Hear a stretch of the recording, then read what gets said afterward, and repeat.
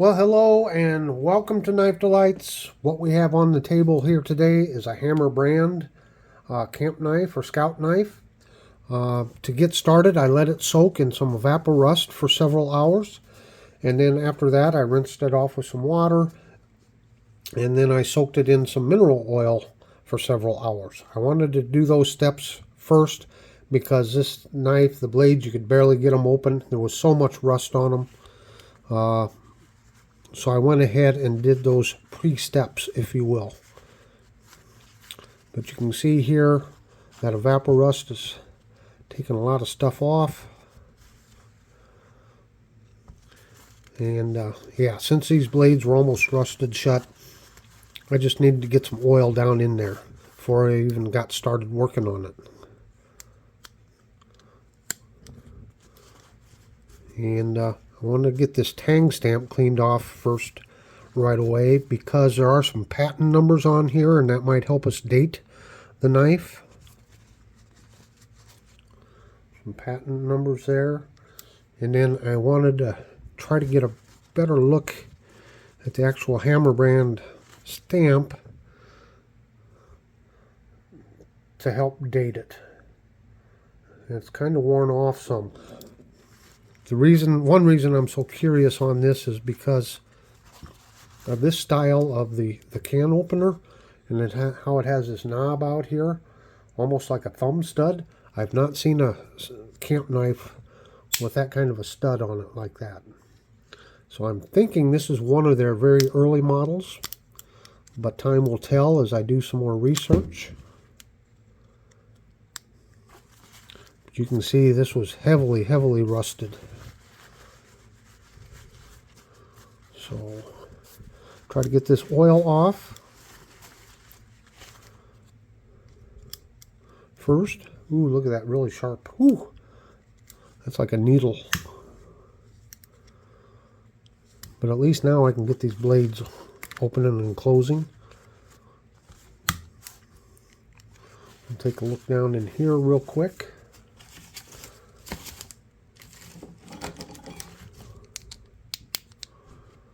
And you can see all the rust down in there. So this was a first good step, I think. Try to get this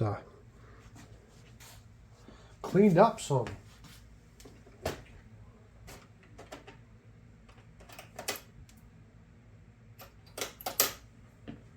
my little screwdriver here.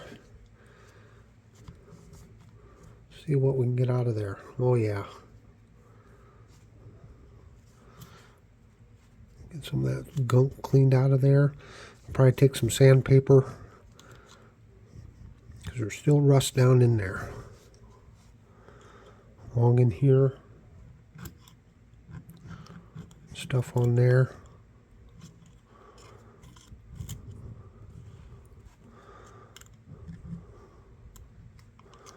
Yeah, this is going to take a little work to get cleaned up here. Let's see if we can get these tangs cleaned off here just a little bit. Oh, good. Listen to that snap. Oh, yeah. Oh, that's a happy sound. Happy to my ears. Let's try to get these tangs cleaned off really quick so I can do some research before I get to cleaning on it.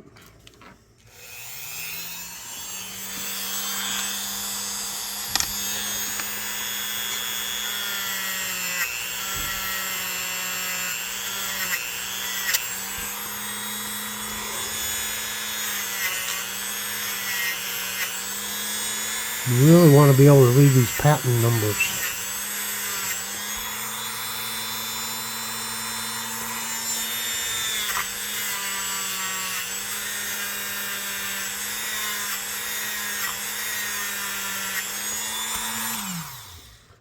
Okay. 203 something. I don't know. I'll have to go check that out and I'll do some research on this tang stamp then.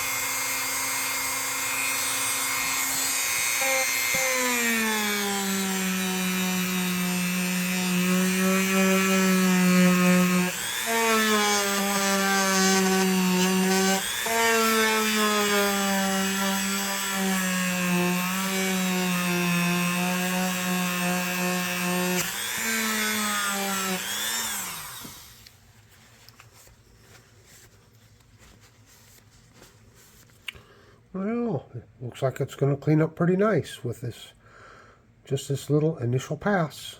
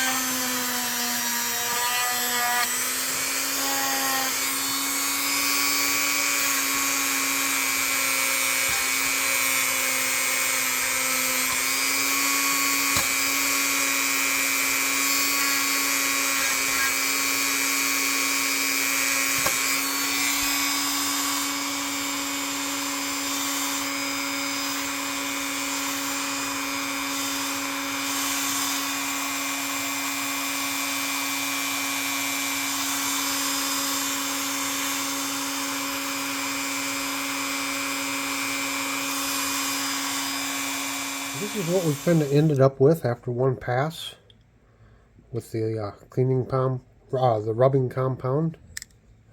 It's cleaning up pretty nice. It's just going to take a lot of work. I'll have to go over it several times probably here. And back springs are cleaning up nice. So now it is time. We want to check our back springs. As we all know, now this little thing, you got to be careful. You can pinch yourself on that one. So let's check our back springs here real quick. Always want to make sure that those get cleaned off good. You can see it sticking up there, and you can see all the dirt on there. And I'll probably end up throwing this back in mineral oil again. See, look at that I got off of there. And give it another really good soaking, because you want to work these blades back and forth. This thing's got lots of good snap to it. Listen to that walk and talk. I couldn't even barely get this blade open before. But you'll keep doing that, and you'll keep working dirty oil out of there. So get some clean oil, let it soak and get clean oil in there, so we can keep rubbing these, opening and closing. That rubs them back springs and rubs the stuff off of them. And then I got down in here, this area down in here, there's all kinds of stuff down in there. So I can take this patch, remove what I can here. And then I can always take my Dremel, just have to reach down in there, kind of clean them out really good.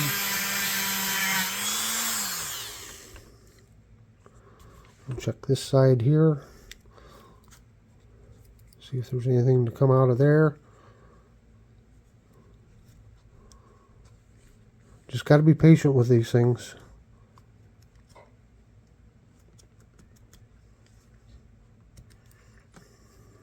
That's looking fairly clean.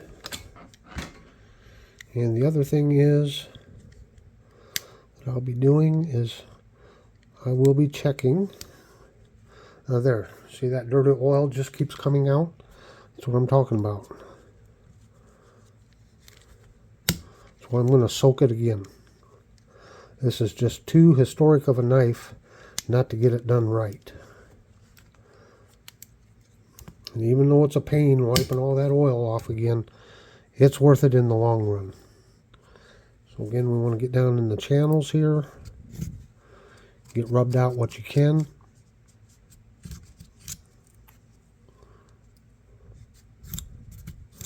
And then, you know, every time you soak it and then you repeat these steps over and over, you get it cleaner each time. I want to pay particular attention up into here. I kind of scraped on them a little bit once. I'll see if my brush will reach down in there.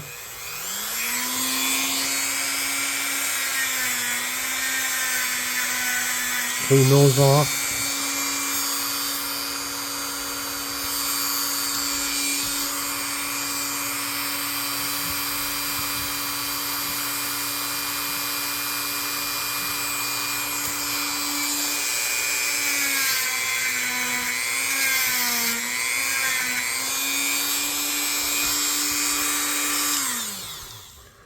See, that looks a lot better down in there.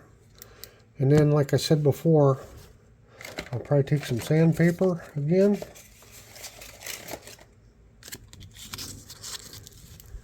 And we'll get down in there and we'll sand those springs off, the underside of those springs.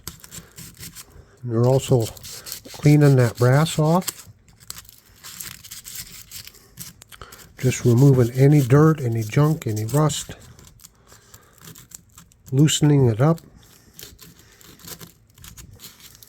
Now, if you don't have, you know, like the Dremel, and I'll be using the ultrasonic cleaner later.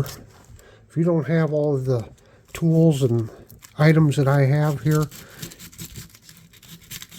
if nothing else, get some mineral oil. It costs like a little over $2 for a jug of it at Walmart. So that's cheap. Just get an old bowl to soak in. And then soak this thing in warm water with Dawn dishwashing liquid. And scrub on it. You know, that Dawn will really break stuff down too. So even if you don't have the Evapo-Rust. But I'll tell you what, I've come to swear by that Evapo-Rust. It really has come to be a very important product in my arsenal. Alright, one other little thing I'll show you is you got to be careful. Got to be careful when you're cleaning this shield. I don't use the Dremel on it, because if you slip off you can damage your covers. So I can take a Q-tip, just a little bit of this rubbing compound,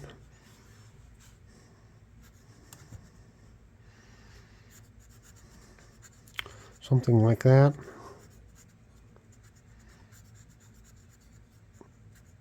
I'll work on that for a little bit. See if we can't get that cleaned off.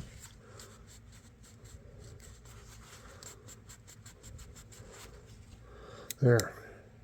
Now it's readable. Camp King. Also on these bolsters, with these, the ones with the bail here.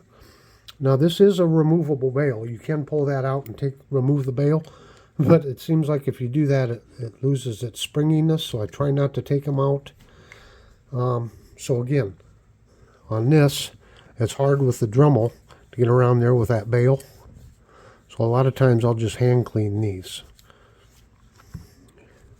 There's a bunch of rust right there. I'll bet we'll get rid of that. I'll just polish on it.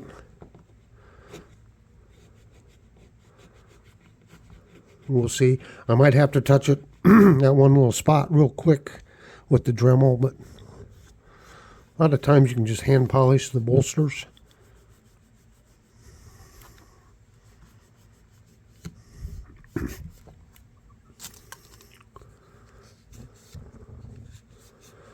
And this rubbing compound, it just doesn't so much, it's not meant to shine it, it's just meant to clean it, clean the metal.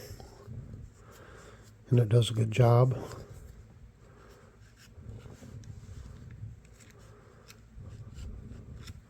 So I've gotten rid of most of it. Still needs a little work. And then on the bail, sometimes these get really rusty, and you just got to take some sandpaper, get in here and clean around with the sandpaper. This one looks pretty good. So anyway, that's what I'm going to be working on, and we'll just continue to clean on it. Let's take a moment here and discuss the tang stamps and the patent number stamps that we find on the main blade. As you can see, the tang stamp's pretty worn on this knife, but we can clearly make out hammer.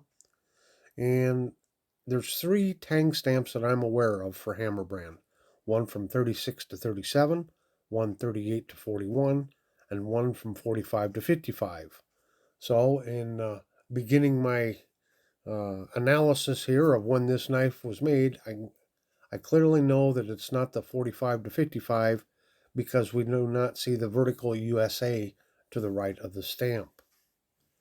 If we look for the patent numbers, we can look here, and I have it highlighted there. This patent was applied for in 1938.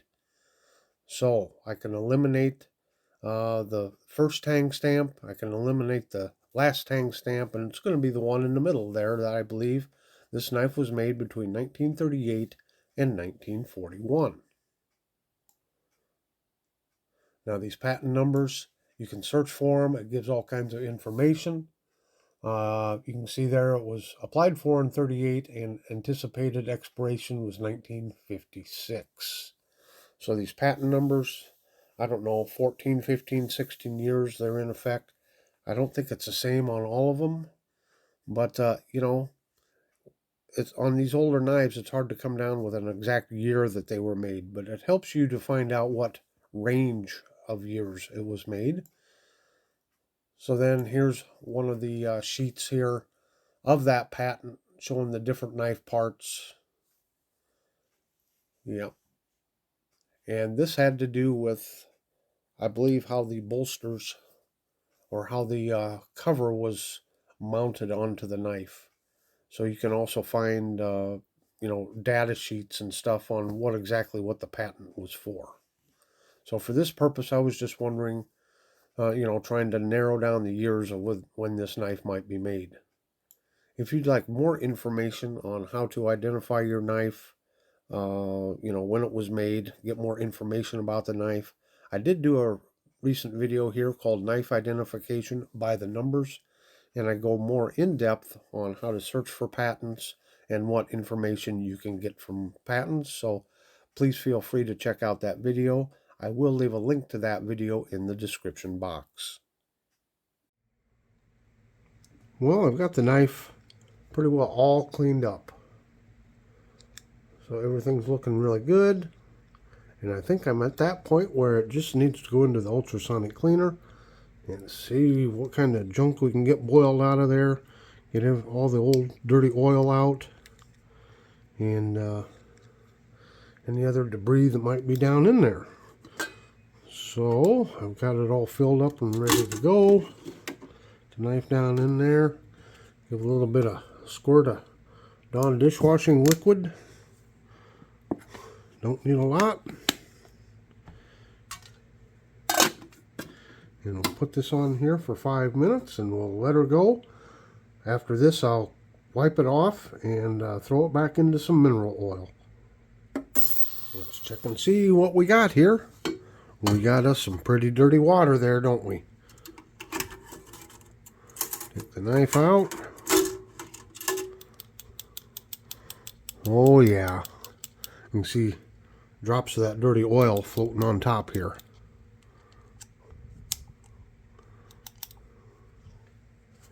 It's always nice to get all that stuff boiled out of there. So I'll just wipe off this excess water. And set this back out of the way just a little bit.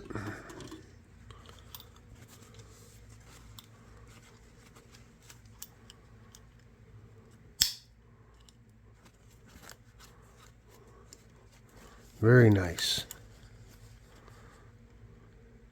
Very nice.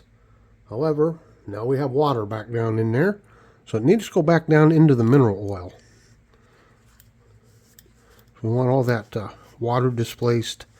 Want everything soaked up and lubed up again. And so that's what we will do. And I got my mineral oil sitting right here. And we'll let it soak a while. Here's our final results. I let it soak in the mineral oil. I've got it mostly wiped off. I've got the excess oil wiped off. I am not going to try to highly polish this knife. I want to leave it just a little bit wet. And one of the reasons is if we look down on this end here, we can see that's kind of split apart, it looks like a little bit.